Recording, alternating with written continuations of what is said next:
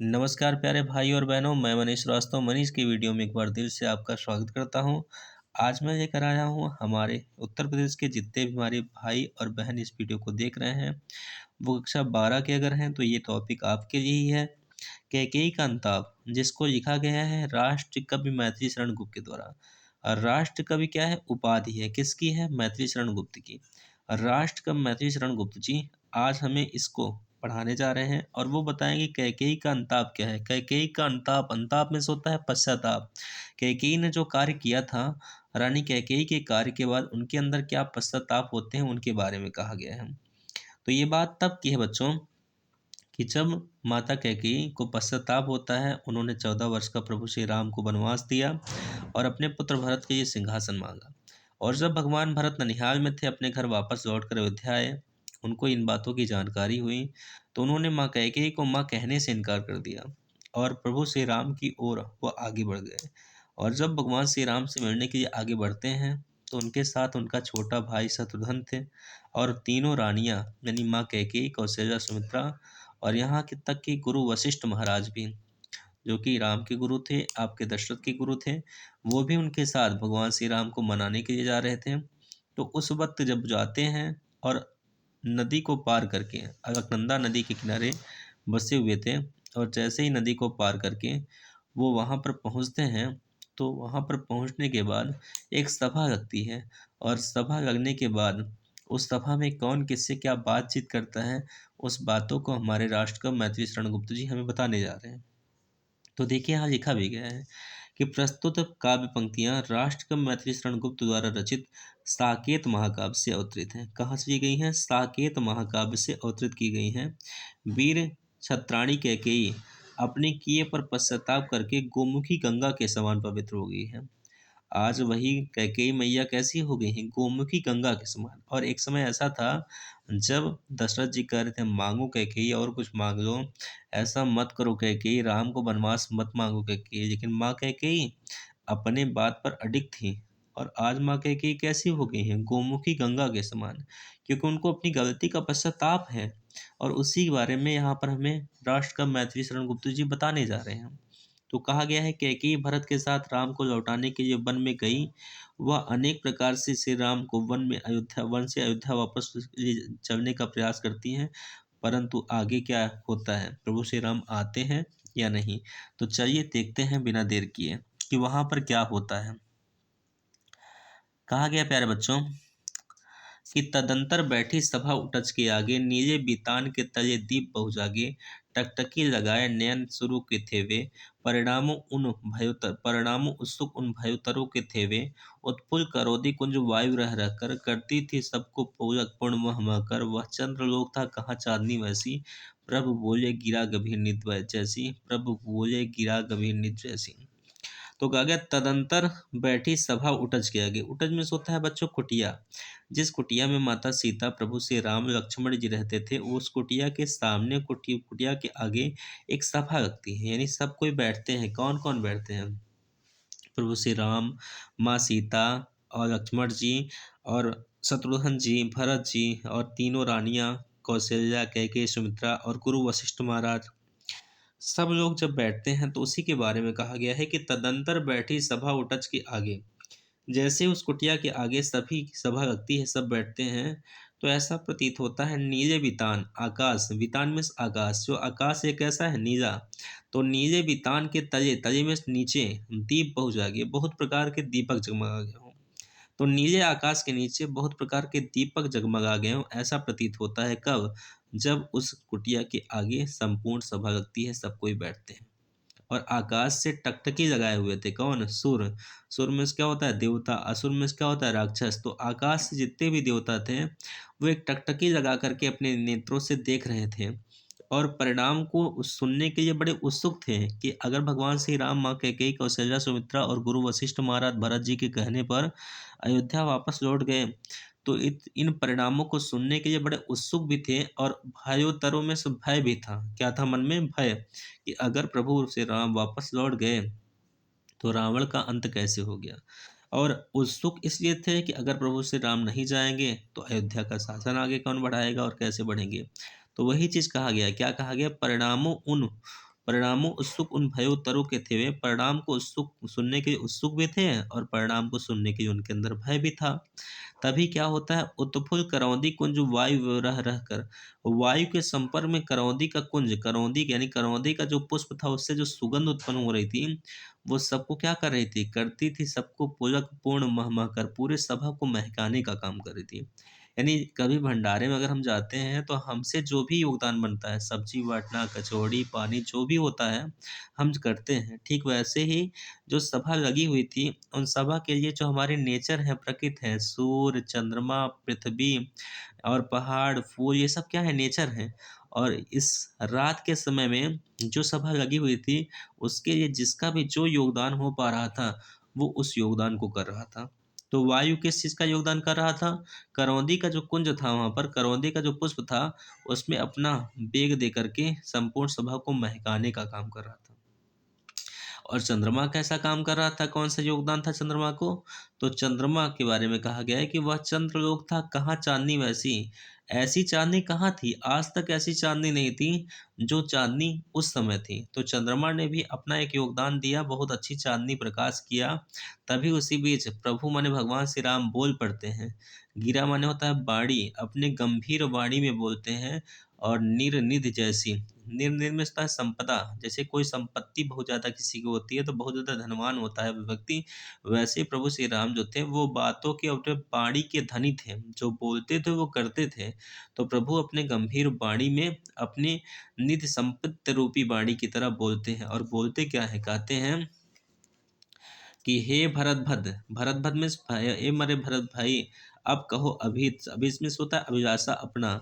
प्रभु श्री राम जी कहते हैं कि ए मेरे भाई भरत, बोलो अब तुम्हारी क्या अभिलाषा है।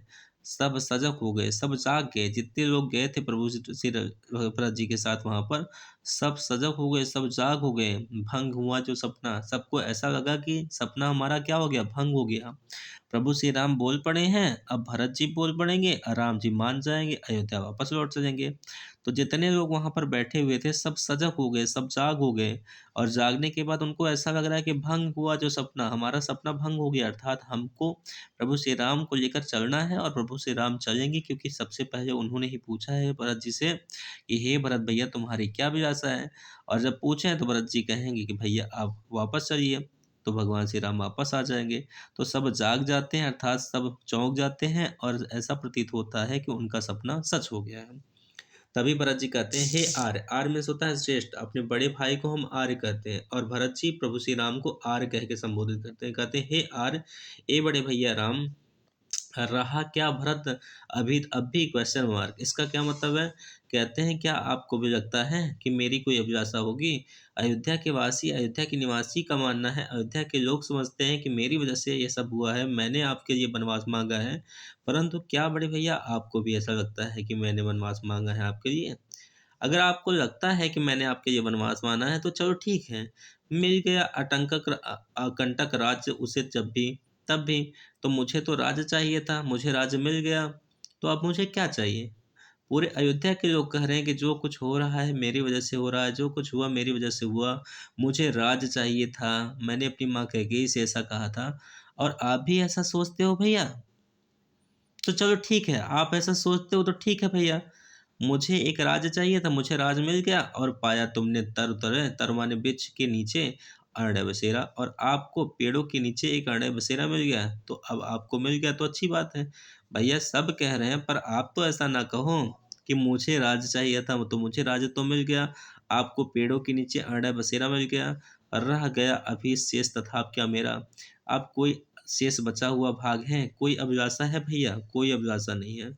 तन तड़प तड़प के, तन जो था, शरीर जो था, वो शरीर तन तड़प तड़प करके तप्त तात ने त्यागा। तात माने पिता, मात माने माता। पिताजी ने अपने प्राणों को तड़प तड़प कर त्याग दिया और कहते रह गए क्या, कि मुझे राम को मिलाओ, राम को मिला दो, मेरे आखिरी समय में मैं राम को देखना चाहता हूँ। लेकिन इसके पीछे एक कहानी है। कहानी ऐसी है कि अपने बड़े पुत्र राम को दशरथ जी मरते समय भी नहीं देख पाए। इसका कारण इतना सा था कि आपने कहानी सुनी होगी श्रवण कुमार। श्रवण कुमार अपने अंधा माता पिता को लेकर के चार धाम की यात्रा के लिए निकले थे। उस बीच उनके माता पिता जब उनसे कहते हैं कि बेटा मुझे प्यास लगी है, मुझे पानी लेके आओ, और श्रवण कुमार जैसे ही पानी लेने जाते हैं, उसी समय दशरथ जी शिकार करने निकले हुए थे और उन्होंने क्या किया, श्रवण कुमार को मार दिया बाण, और श्रवण कुमार मूर्छित हो गए। उसके पहले उन्होंने कहा कि मेरे माता-पिता अंधे हैं, उन्हें पानी पिला दो, यही मेरी आखिरी इच्छा है। और जैसे ही पानी लेकर के दशरथ जी पहुँचते हैं और देखते हैं तो क्या, देखते हैं कि उनकी खुद की सगी बहन, दशरथ जी चौंक जाते हैं। श्रवण कुमार की जो माँ थी, वह दशरथ जी की सगी बहन थी। तो सगी बहन को देखकर कुछ नहीं बोल रहे थे, पानी देने का प्रयास कर रहे थे, वो पानी नहीं पी, क्योंकि बुला रही हैं, बेटा श्रवण, जब श्रवण हो तो बोले। वो तो दशरथ जी थे। दशरथ जी ने क्षमा मांगा, सारी सच्चाई बताई, परंतु सच्चाई बताने से क्या होगा, वो तो माता पिता अंधे थे, अपने पुत्र की खुशी को देख नहीं पाए, क्योंकि उन्होंने प्राण त्याग दिया। और प्राण त्यागने से पहले वही श्रवण कुमार के माँ बाप ने उन्हें एक श्राप दिया था कि जाओ, जिस तरीके से आज हम अंधे माता पिता अपने पुत्र को देखने को तरस रहे हैं, पाने को तरस रहे हैं, वैसे एक दिन तुम्हारे पास भी ऐसा ही होगा। तुम्हारे भले ही चार पुत्र हैं, परंतु तुम अपने ज्येष्ठ पुत्र को मरते समय कभी देख नहीं पाओगे, उसको पाने के लिए तड़पोगे। तो वही श्राप आज उनके सामने था। कहते हैं भरत जी की तन तड़प तड़प करके तप्त त्याग ने त्यागा। पिता ने अपने प्राणों को तड़प तड़प कर त्याग दिया, आपका नाम बुलाते रहे, लेकिन क्या रहा अभित, और तथापि भागा। मैं इतना अभागा इंसान था कि उनकी अभिलाषा को, अभित माने अभिलाषा को भी पूरी नहीं कर पाया। वो आपका नाम जप रहे थे, आपसे मिलने को तरस रहे थे अंतिम क्षण में, लेकिन मैं उनकी अंतिम अभिलाषा भी पूरा नहीं कर। इतना सुनने के बाद राम के पैरों तले जमीन खिसक गई। वो रोने लगे, बिलखने लगे, क्या पिताजी इस दुनिया को छोड़कर चले गए? तभी भरत जी कहते हैं, हाँ भैया, इसी अयस के हेतु जन्म था मेरा। इसी अयस, यस में से अच्छाई, अयस में से बुराई, यही बुराई को के हेतु जन्म था मेरा। क्या इसीलिए मैंने इस दुनिया संसार में जन्म लिया था कि आपको, लोग कह रहे हैं कि मैंने आपको यहाँ भेजा और पिता को मैं उनकी आखिरी इच्छा पूरी नहीं कर पाया, तो इसी अयस के, इसी बुराई के हेतु क्या मेरा जन्म हुआ था, मैं जन्म लिया था संसार में। निज जननी, निज जननी का मतलब मेरी खुद की माँ कैकेयी जो है, मेरी खुद की जो माँ है निज जननी, के हाथ ही हनन था मेरा। मेरी खुद के गले को काट दिया, अर्थात मेरे खुद की इच्छाओं को नहीं जान पाई कि मुझे क्या पसंद है क्या नहीं पसंद है, मुझे क्या चाहिए क्या नहीं चाहिए। मेरी खुद की माता, निज जननी, मेरी खुद की माता के हाथ हनन था मेरा। मेरा खुद का गला घुट गया, मैं खुद अपने आप को समाप्त कर दिया। अब कौन अभीष्ट और आर्य हुआ किसका? ए बड़े भैया, आप बताओ, मेरे आर्य हो आप, मेरे बड़े हो, अब आप ही बताओ मेरी क्या अभिलाषा होगी? संसार नष्ट है, भ्रष्ट हुआ अगर जिसका, उसका संसार तो नष्ट है, जिसका घर क्या है, भ्रष्ट है। अर्थात अगर आप पूरे दिन में कहीं काम कर रहे हो, कुछ भी कर रहे हो, लेकिन शाम को सबके साथ, परिवार के लोगों के साथ बैठकर खाना खाइए, तो संसार में आपका घर क्या है, बना हुआ है। लेकिन आज सब कुछ होते हुए भी कुछ भी नहीं है भरत जी के पास, ना उनके पिता, ना उनकी माँ उनके साथ, क्योंकि माँ कहने को तैयार नहीं है, जो कार्य उन्होंने कर दिया है। बड़े भैया जो पिता तुल्य हैं, वो भी वन भटक रहे हैं। बड़ी भाभी जो माँ समान है, वो भी वन भटक रही हैं। लक्ष्मण जी भी, अच्छा लक्ष्मण जी से अगर आपको बात बताऊं तो उर्मिला उनकी पत्नी का नाम था। जितना माता सीता ने कष्ट सहा है बच्चों, उससे 4 गुना ज़्यादा माता उर्मिला ने कष्ट सहा है, क्योंकि प्रभु श्री राम के साथ उनकी पत्नी सीता जी थी। लेकिन उर्मिला जो माँ थी, वो प्रभु लक्ष्मण जी के साथ 14 वर्ष नहीं थी, बल्कि 14 वर्ष अपने पति से दूर थी। तो माता सीता से ज़्यादा अगर किसी ने दुख सहा है ना, तो माता उर्मिला ने सहा है। एक दीपक जला करके प्रभु लक्ष्मण की रास्ते को देखती रहती थी, जो हम दिवाली मनाते हैं। आपने सुना होगा, राम आएंगे तो अंगना सजाऊंगी, और दीप जला के दिवाली मैं मनाऊंगी। मेरी झोपड़ी के भाग आज खुल जाएंगे, राम आएंगे, ओ राम आएंगे आएंगे राम आएंगे, ओ दीप जला के दिवाली हम मनाएंगे। चलो बच्चों, आते हैं अपने टॉपिक पे। तो अभी तो हमारा जो टॉपिक है बहुत ही अनिवार्य है। गाना वगैरह जीवन में होता रहता है, डांस गाना ये सब क्या है, मेरे जीवन की एक कला है, क्योंकि ये जीवन बार बार नहीं मिलेगा और समय जो है ये बार बार नहीं मिलेगा। तो जीवन में खुश भी रहा करो, अपनी ज़िंदगी को जिया करो आनंद से, खुश एकदम खुश मिजाज में। जीवन में 3 चीज़ें अपने अंदर रखो। पहली चीज़ तो अपने ज़ुबान पे चीनी से ज़्यादा मिठास रखा करो, सबसे बहुत मीठा बोला करो, एकदम प्यार से। दूसरी चीज़ अपने जीवन में रखो, अपने दिल को कठोर रखो, बहुत ज़्यादा दुःख आ जाए तो रो मत, बहुत ज़्यादा खुशी आ जाए तो बहुत ज़्यादा हँसो मत। और तीसरी चीज़ अपने ज़ुबान पे हमेशा रखो, मुस्कुराहट। कुछ भी हो जाए, कितना बुरा वक्त आ जाए आपका, हमेशा मुस्कुराते रहो। तो हमेशा 3 चीज़ें क्या-क्या? पहली तो होठों पे मुस्कान, दूसरी क्या? अपने दिल को ठेस बनाओ, चाहे ज़्यादा नुकसान हो जाए तब भी, खुशी हो जाए तब भी, कोई दिक्कत नहीं, कोई अंतर नहीं। और तीसरी अपने ज़ुबान पे हमेशा मिठास रखो। तो आओ टॉपिक पे आओ। कहा गया है कि हे भैया, उसका संसार नष्ट है जिसका घर क्या है, भ्रष्ट है। मुझसे मैंने आज स्वयं ही मुंह फेरा। ए भैया, मुझे इतना अपने आप से बुरा लग रहा है ना कि मैं अपने आप का चेहरा अपने आप से मिला नहीं पा रहा हूँ। मैंने आज स्वयं से अपना क्या किया है, मुंह को फेर लिया है भैया। और कहते हैं, हे आर ए बड़े भैया राम, बता दो, आप ही बता दो कि अभी इस मेरी क्या अभिलाषा हो सकती है। इतना सुनने के बाद प्रभु राम से रहा नहीं गया बच्चों। लिखा है कि प्रभु ने भाई को पकड़ हृदय पर खींचा। प्रभु श्री राम ने भरत जी को पकड़कर अपने हृदय पर खींचा और खींचने के बाद रोदन दल से सविनोद उन्हें भी सींचा। और रोने लगते हैं, इतना रोने लगते हैं दोनों कि दोनों रोते रोते एकदम भाव विभोर हो जाते हैं कि यार कितना तकलीफ जीवन में हम दोनों को हो रही है। हम दोनों तो राजकुमार हैं, हम चारों भाई राजकुमार हैं, लेकिन आज हम लोग का क्या दशा हो गया है। तो इस दृश्य को देखो कि जब भगवान श्री राम ने भरत जी को खींचा, अपने हृदय से लगाया और दोनों रोने लगे, तो सोचो इन दोनों प्रभु को भगवान मर्यादा पुरुषोत्तम श्री राम, भरत जी, लक्ष्मण, शत्रुघ्न जी के जीवन में जब दुख आ सकता है, तो हम लोग तो एक छोटे से तुच्छ प्राणी हैं। हमारे जीवन में अगर दुख आता है तो उसका हमें वेलकम करना चाहिए, स्वागत करना चाहते हैं, क्योंकि दुख नहीं आएगा तो उससे हम निपटने का साहस कैसे जुटाएंगे, हमारे अंदर कितनी ताकत है उसको हम कैसे जान पाएंगे। और आगे क्या होता है, लिखा है, उसके आशय की थाह मिलेगी किसको, जनकर जननी ही न जान पाई जिसको।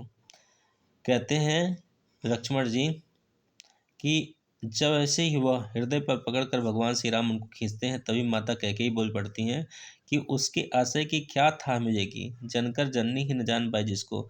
जिसको जन्म देने के बाद उसकी माँ ही उसको नहीं जान पाई, उसके आशय की क्या थाह मिलेगी। यह सच है तो इतना माता कैकेयी ने कहा है बच्चों। तभी भगवान भरत जी कहते हैं, यह सच है तो अब लौट चलो तुम घर भैया। हे भैया, अब आप घर लौट चलो। यह सच है तो अब लौट चलो तुम घर को। माता कैकेयी कहती हैं कि ये पुत्र, ये सच बात है कि जो तू कार्य करा है, जो कुछ तेरे साथ हुआ है, इसमें इसका कोई दोष नहीं है, भरत का इसमें कोई दोष नहीं है। माता कैकेयी बोलती हैं, यह सच है तो अब लौट चलो तुम घर को। ये पुत्र राम, ये सारी बात सच है, तुम अपने घर को लौट चलो। इतना माँ कैकेयी जैसे बोलती हैं, चौके सब सुनकर अटल कैकेयी के सुर को। अटल में जिसको टाला नहीं जा सकता, वही अयोध्या के वासी। और दशरथ जी कह रहे थे कैकेयी कुछ और मांग लो, उनका वचन अटल था। लेकिन आज वह अटल वचन जैसे ही कैकेयी के स्वर को लोग सुनते हैं, सब चौंक जाते हैं। सबने रानी की ओर अचानक देखा। सभी ने रानी की ओर कैसे देखा, अचानक से, कि अरे, वही कैकेयी जो अटल थी, आज कैसे हो गई है, राम को वापस चलने के लिए निवेदन कर रही है। जैसे ही लोगों ने देखा तो क्या देखा, वैधव तृष्णावित यथा विदुलेखा। विदुलेखा में चंद्रमा, जिस तरीके से चंद्रमा सफेद होता है, ठीक वैसे ही माता कैकेयी वैधव में से विधवा हो गई थी और सफेद साड़ी को पहनी हुई थी। ये दृश्य वैसे ही दिख रहा था जैसे सफेद चंद्रमा। बैठी थी अचल तथापि असंग तरंगा। जैसे आकाश में असंग तरंग दिखाई पड़ते हैं, वैसे असंग तरंगों के बीच में माता कैकेयी बैठी थी। लेकिन वह अब कैसी हो गई थी, वह सिंही अब थी हाँ हाँ गोमुखी गंगा। वो सिंगनी के इस बात गरजने वाली जो शेरनी थी, अब वो गोमुखी गंगा के समान हो गई थी। कहती हैं, हाँ जनकर ही मैंने न भरत को ना जाना। हे पुत्र राम, मैंने जन्म देकर भी अपने पुत्र भरत को नहीं जाना। सब सुन लो, तुमने स्वयं अभी यह माना। सब बातें जो भरत कह रहा है तुम खुद उसकी मुंह से सुनो कि जन्म देने के बाद भी मैंने अपने पुत्र भरत को नहीं जान पाया। यह सच है तो फिर लौट चलो घर भैया। अभी तक कह के इतना समझाई निवेदन की, अब हमारे जो हैं वो लक्ष्मण जी कह रहे हैं, शत्रु भरत जी कह रहे हैं कि ये भैया, ये सब बातें सच है। मेरी कोई गलती नहीं है, आपसे निवेदन करता हूँ कि आप वापस घर को लौट जाइए। आगे क्या होता है देखते हैं बच्चों। कैकेयी कहती है, अपराधीन मैं हूँ तात तुम्हारी मैया। हे पुत्र, मैं तुम्हारी मैया हूँ और मैं कौन हूँ? अपराधीन हूँ, क्योंकि दुर्बलता का ही चिन्ह विशेष शपथ है। माँ आज एकदम दुर्बल हो गई हूँ और मैं एकदम ज़्यादा दुर्बल हो रही हूँ। अपने दुर्बलता की मैं कसम खा के कहती हूँ कि मैं एक अबला नारी हूँ। अबला नारी किसे कहते हैं? जिसके आगे पीछे कोई ना हो। और सच में कैकेयी के आगे पीछे कोई नहीं है। आप देख लो, दशरथ उनके पति भी नहीं है, मर गए, इस दुनिया को छोड़कर चले गए। और उनका पुत्र जो भरत था, वो उनको माँ कहने को तैयार नहीं है। तो वही कैकेयी कहती है कि दुर्बलता अर्थ मैं दुर्बल हूँ, कमज़ोर हूँ। अपनी दुर्बलता की मैं शपथ कसम खा के कहती हूँ कि अबला हूँ मैं नारी, मेरे ना आगे मेरा पति है, ना मेरा पीछे मेरा पुत्र है, कोई नहीं है। अब तुम ही बताओ राम, मेरे लिए कौन सा पथ है, मैं कहाँ पर जाऊँ, किस ओर जाऊँ? यदि मैं उकसाई गई भरत से हूँ, तो अगर तुमको भी लग रहा है कि भरत मुझको उकसाया हो तुमको यहाँ 14 वर्ष का वनवास भेजने के लिए, तो पति समान स्वयं पुत्र भी खोऊं। तो जैसे मैंने अपने पति को खो दिया ना पुत्र, वैसे ही मैं अपने पुत्र भरत को भी खो दूं। इतना कहने के बाद सभी सभा के लोग कहते हैं, हाँ हाँ रानी, ऐसा क्यों कह रही हो? भरत जी को मरने के लिए कैसे कह रही हो? तो सबके सामने माँ कैकेयी कहती हैं, ठहरो, मत रोको मुझे, सब कोई रुको, मुझे मत रोको। कहूँ सो सुन लो, जो मैं कह रही हूँ सब कोई सुनो। पाओ यदि उसमें सार माने त्रुटियां या गलतियां, अगर मैं जो कह रहा हूँ उसमें कोई गलती पाओ तो उसको चुनो, करके पहाड़ सा पाप मान रह जाऊं। इतना पहाड़ के समान इतना बड़ा मैंने पाप किया है। अपनी नई नई बहू सीता को यहाँ पर 14 वर्ष का वनवास भेजा, अपने पुत्र लक्ष्मण को भेजा, राम को वनवास भेजा। इतना बड़ा पहाड़ के समान मैंने पाप किया, और पाप करके राई भरना अंताप, राई में सोता है सरसों का दाना, सरसों के दाने के बराबर मैं पश्चाताप न करने पाऊं, इतना भी न करने पाऊं कि पहाड़ के जैसा मैंने पाप किया है, और एक सरसों के दाने के बराबर भी मैं पश्चाताप न करने पाऊं। थी स नक्षत्र शशि निशा ओस टिपकाती। शशि माने क्या होता है? चंद्रमा। चंद्रमा रूपी जो रात थी वो ओस को टपका रही थी। ऐसा प्रतीत हो रहा था कि जो ओस की बूंदें गिर रही हैं उनको देखकर लग रहा था कि चंद्रमा भी क्या कर रहा है, आकाश से रो रहा है। और रोती थी नीरव सभा हृदय थपथपाती। और सभा में बैठे जो लोग थे वो रो तो रहे थे, लेकिन नीरव, रव में सोता है ध्वनि, नी में सोता नहीं, बिना आवाज किए अपने हृदय को थपथपा करके वहां पर जितने भी लोग थे सब रो रहे थे। उल्का सी रानी दिशा दीप्त करती थी, उल्का पिंड की तरह रानी थी। उसका उल्का पिंड क्या होता है? डिस्ट्रॉयड। जैसे आप उछल तारा कहते हैं, आकाश में कुछ समय के लिए दिखता है फिर क्या होता है? गुम हो जाता है ना। तो कहते हैं उल्का सी रानी, रानी कैसी थी? उल्का पिंड की तरह था।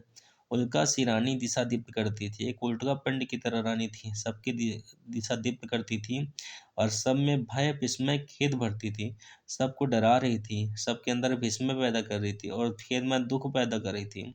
और सब डर क्यों रहे थे भाई? कि वही रानी जो 14 वर्ष का वनवास मांगी थी आज राम को वापस लड़ने के लिए निवेदन कर रही है। तो सबको दुख हो रहा था कि भाई कैसे होगा रहा है ये सब, क्या करना चाहती है, मन में क्या चल रहा है। आगे देखिए क्या कहा गया बच्चों। माँ कैकेयी कहती हैं कि क्या कर सकती थी मरी मंत्रा दासी, जो मंत्रा दासी मर गई वो मेरा क्या कर सकती थी? भाई मैं रानी थी, वो दासी थी, वो मेरा कुछ नहीं कर सकती थी। लेकिन जो मेरा खुद का मन था ना, वो रह न सका निज विश्वासी, खुद के ऊपर मुझे विश्वास नहीं हुआ। वो मेरा मंत्रा दासी जो मर गई ना, वो दासी थी, मैं एक रानी थी, वो मेरा कुछ नहीं कर सकती थी। लेकिन पुत्र मेरा ही एक ऐसा मन था कि वो अपने ऊपर खुद के ऊपर विश्वास नहीं हुआ। मैंने सोचा कि काश ऐसा हो ही जाए, अयोध्या नरेश दशरथ जी तुमको ही राजपाट दे दें, तुमको ही सब कुछ राजा बना दें। इसी वजह से मेरा मन खुद के ऊपर विश्वास पात्र नहीं था, इस वजह से पुत्र मैंने ऐसा किया। जल पंजर गद अरे अधीर अभागे, वे ज्वलित भाव थे स्वयं तुझी में जागे। जो मेरे अंदर ज्वलन की भावनाएं थी वो तेरे प्रति मेरे हृदय में जगी, लेकिन मैं इतनी अधीर हो गई, इतनी अभागी हो गई कि मैंने अच्छा बुरा नहीं जाना। मेरे अंदर ज्वलन की भावना थी कि मेरा पुत्र जो है वो भरत राजा नहीं बनेगा, जीवन पर्यंत तुम्हारे चरणों के नीचे रहेगा, तुम अयोध्या नरेश बनोगे। तो मेरे अंदर जो ज्वलन की भावना आए वो तुम्हारे प्रति आए, हे पुत्राम मुझे क्षमा कर दो, मुझे माफ कर दो। लेकिन कहती हैं आगे की पंक्तियां सुनिए ध्यान से, कहती हैं कि पर था केवल क्या ज्वलित भाव ही मन में, क्या पुत्र तुमको लगता है कि मेरे अंदर तुम्हारे प्रति केवल जलन की भावना थी? आपको बताना चाहूंगा कैकेयी राम को बहुत प्यार करती थी। कैकेयी रानी जो थी वो राम को बहुत प्यार करती थी, अथाह प्यार करती थी। पूरे कैकेयी कौशल्या सुमित्रा में सबसे ज़्यादा राम को कोई प्यार करता था, मानता था, तो माँ कैकेयी मानती थी। तो कहती हैं, पुत्र राम ये बताओ, क्या मेरे अंदर केवल जलन की भावना थे? क्या शेष बचा था कुछ न और इस मन में? क्या तुम्हारे प्रति मेरे मन में और कुछ नहीं बचा था? यानी बहुत प्यार करती थी पुत्र मैं तुमको। कुछ मूल नहीं वात्सल मात क्या तेरा अपनी माता के प्रति कोई वात्सल प्रेम नहीं बचा है? भाई मैंने गलती कर दी, तुझसे क्षमा मांग रही हूँ, लेकिन तेरे अंदर अपने माता के प्रति कोई स्नेह नहीं है पुत्र। पर आज अन्न सा हुआ वश मेरा, मेरा जो खुद का पुत्र था मेरा भरत, आज वही पुत्र मेरा अन्न के समान हो गया है, दूसरे पुत्र के समान हो गया, वह मुझे माँ कहने को तैयार नहीं है। आइए बच्चों क्या देखते हैं आगे। आगे कहा गया है, यहाँ पर पहुंचे हैं, कहते हैं, थूके मुझ पर त्रैलोक भले ही थूके। त्रैलोक में था तीनों लोक। कितने लोग? तीनों। जैसे आकाश लोक, धरती लोक और पाताल लोक। थूके मुझ पर त्रैलोक भले ही थूके। तीनों लोगों के लोग अगर मेरे ऊपर थूकते हैं तो थूके, जितना थूकना है उतना थूके। और जो कोई जो कह सके कहे, क्यों चूके। जिसके मन में जो कुछ है, जो जिसको जैसे कहना चाहता है कहे, क्यों चूके। जिसके मन में जो आता है कहे, क्योंकि भाई बोलने का मौका मिला है। अब मैंने गलती किया है तो जिसको जो कहना है कहे, क्यों चूके। छीने न मात्र जो जो कोई कह सके कहे, क्यों चूके। जिसके मन में जो कहना है कहे, क्यों चूके। कोई चूके ना, जिसको जो बोलना है बोले। लेकिन मेरे एक निवेदन पुत्र राम तुमसे ये है कि छीने न मातृ पद किंतु भरत का मुझसे। भरत जो माता का पद है, मुझे माँ कहता था, अब नहीं कहता है, मुझे माँ कहने को तैयार नहीं है। यही पुत्र मेरे माता का पद मुझसे छीने ना। हे राम, मैं तुमसे हाथ जोड़ करके दुहाई कर रही हूँ, क्या तुझसे केवल एक ही चीज मांग रही हूँ कि मेरा जो पुत्र भरत है, इसका माता का पद न छीनिए। मुझे माँ कहे, माँ अगर नहीं कहेगा तो मैं जीवित नहीं रह पाऊंगी। कहते आते थे अभी या नर देही। जितने भी नर देही थे, नर देही का मतलब मानव, आज के जो मानव हैं वो अभी तक यही कहते आते थे। क्या कहते आते थे? कि माता ना कुमाता, पुत्र कुपुत्र ही भजे। कि माता कभी कुमाता नहीं होती, बल्कि पुत्र कुपुत्र हो जाते हैं। अब कहे सभी हाय विरुद्ध विधाता। विरुद्ध माने होता है विपरीत, विधाता में भगवान। भगवान के द्वारा बनाए गए नियम के विरुद्ध अब लोग कहेंगे। क्या कहेंगे? कि है पुत्र पुत्र ही कह रहे, माता कुमाता। कि पुत्र पुत्र ही होता है, पुत्र पुत्र ही होता है, लेकिन माता कुमाता हो जाती है। माता क्या हो जाती है? कुमाता। कि पुत्र पुत्र ही होता है, लेकिन माता कुमाता हो जाती है। हाय कहे सभी हाय या विरुद्ध विधाता, है पुत्र पुत्र ही रहे माता कुमाता। अब लोग ये कहेंगे कि जो भगवान का बनाया गया नियम है उसके विपरीत लोग बातें करेंगे कि पुत्र पुत्र ही होता है, यानी भरत के समान पुत्र भरत के समान होता है, लेकिन कैकेयी जो माता थी वो कुमाता हो गई। बस मैंने इसका बाह्य मात्र ही देखा, हृदय न देखा, दृढ़ हृदय न देखा, मृदुल गात न देखा। मैंने अपने पुत्र के बाहरी रूपरेखा को देखा, इसके मजबूत हृदय को नहीं देखा, इसके मृदुल यानी कोमल गात माने शरीर को नहीं देखा, परमारथ न देखा, पूर्ण स्वार्थ देखा। यानी भगवान को क्या अच्छा है क्या बुरा इसको नहीं देखा मैंने, बल्कि अपने पूर्ण स्वार्थ को देखा कि मेरा स्वार्थ किस में है। इस कारण ही तो हाय आज ये बाधा, आज इसी कारण से पुत्र मेरे अंदर ये बाधा आई है। युग युग तक चलती रहे कठोर कहानी, रघुकुल में थी एक अभागी रानी। मैं चाहती हूँ कि युगों युगों तक यह कठोर कहानी चलती रहे कि रघुकुल में एक अभागी रानी थी। रघुकुल में एक कैसी रानी थी? अभागी रानी थी। निज जन्म जन्म में सुने यह जीव मेरा, जो भी जीव जन्म ले वो मेरी कहानी सुने, कि धिक्कार उसे था महास्वार्थ ने घेरा। कि एक ऐसी रानी थी रघुकुल में जिसको महास्वार्थ ने घेरा था, वो कैकेयी रानी थी। 100 बार धन्य वह एक लाल की माई, जिस डन्नी ने धरा भरत सा भाई।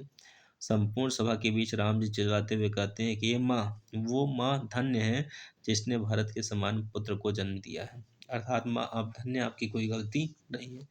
तो आशा करता हूँ ये वीडियो आपको समझ में आया होगा। यदि अगर आपको ये वीडियो समझ में आया होगा तो वीडियो को लाइक करिएगा, शेयर करिएगा, कमेंट करिएगा और सब्सक्राइब करिएगा। मिलते हैं अगले वीडियो में, तब तक के लिए धन्यवाद। जय हिंद, जय भारत। देखो बच्चों आपको बता दूं क्वेश्चन कैसे पूछता है। जैसे अभी हमने पढ़ा कि कहते आते थे अभी यह नरदेही, माता न कुमाता, पुत्र कुपुत्र भजे। ऐसे ये पद्यांश दे देगा और इसमें 5 क्वेश्चन पूछेगा। नीचे देखो प्रश्न है इसके 5। इसमें पूछा है उपर्युक्त पद्यांश का संदर्भ लिखिए। तो 2 नंबर इसका उपयुक्त पद्यांश में कौन सा अलंकार है, 2 नंबर इसका या रेखांकित अंश की व्याख्या, यानी जहाँ पर रेखा खींची गई है, देखो ये जो रेखा खींची गई इसका अगर अर्थ लिख दोगे तो 2 नंबर इसका। तो 2 2 4 2 6 हो गया। और नीचे यहाँ पर 2 8 2 10, तो 10 नंबर का 5 प्रश्न दे दोगे एग्जाम यूपी बोर्ड में तो आ जाओगे। लेकिन कब? जब जो पढ़ाया हूँ उसको सुनोगे तब। पहले तो आपको संदर्भ लिखना है। संदर्भ इसका कैसे लिखोगे? लिखोगे प्रस्तुत पद्यांश हमारी पाठ्य पुस्तक हिंदी काव्यांजलि के पवन किस पाठ से लिया गया है? कैकेयी का अंताप नामक शीर्षक से अवतरित है और जिसके रचयिता कौन है? रचयिता बताओ। राष्ट्र कवि मैथिली शरण गुप्त जी हैं। ऐसे लिख दिए, संदर्भ हो गया। अब अलंकार की बात करते हैं। अलंकार कौन सा है इसमें? अलंकार पहचानने का तरीका मैं अपनी वीडियो में बताया हूँ, आप उसको देख सकते हैं। और रेखांकित अंश की व्याख्या में आप लिख देंगे प्रस्तुत रेखांकित अंश में हमारे कवि राष्ट्र कवि मैथिली शरण गुप्त जी हमें यह बताते हैं कि ये क्या है? एक्स्ट्रा पॉइंट है। आप इसको लिख दोगे तो आपकी लाइन एग्जाम में बड़ी हो जाएगी कि प्रस्तुत रेखांकित अंश में हमारे कवि राष्ट्र कवि मैथिली शरण गुप्त जी हमें यह बताते हैं कि, और जो बताते हैं उसके आगे जो अर्थ है तो जोड़ करके बना के लिख दोगे। फिर पूछा है मनुष्य अभी तक क्या कहते आया था, इस पद्यांश के अनुसार स्पष्ट कीजिए। तो लिखेंगे मनुष्य अभी तक यह कहता आया था कि जो माता होती है वो कभी कुमाता नहीं होती बल्कि पुत्र कुपुत्र हो जाते हैं। यहाँ पर लिखा है नरदेही तथा गात शब्द का अर्थ स्पष्ट कीजिए। तो लिख देंगे नरदेही में होता है मानव का शरीर और गात में होता है शरीर।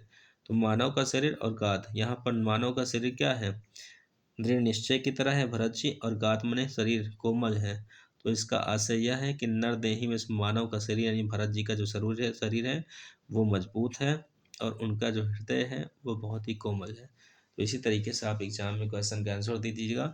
मिलते हैं नेक्स्ट वीडियो में, तब तक के लिए धन्यवाद। जय हिंद, जय भारत। आपका दिन शुभ हो।